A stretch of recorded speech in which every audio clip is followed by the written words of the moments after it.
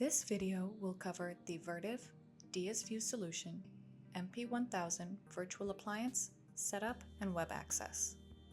Once it is confirmed up and running in the virtualization platform, open the virtual appliance by selecting Connect on the right-hand side under Actions. This will give you access to the command line interface. When prompted to log in, you can use the default credentials provided in the product documentation. Once the default password is entered, you'll be prompted to enter a secure one of your choice. Then you'll be prompted to log in again.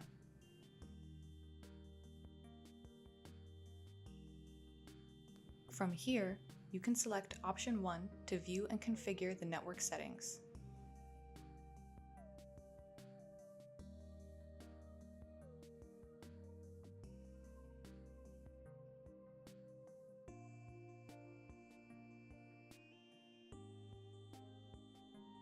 Going back to the root menu, select option 4 to set up or configure the NTP settings. You also have the option to manually configure the date and time. Please note that accurate time synchronization is vital to access the web interface of the appliance. Once the network and time settings are configured, enter the appliance IP address in your desired browser.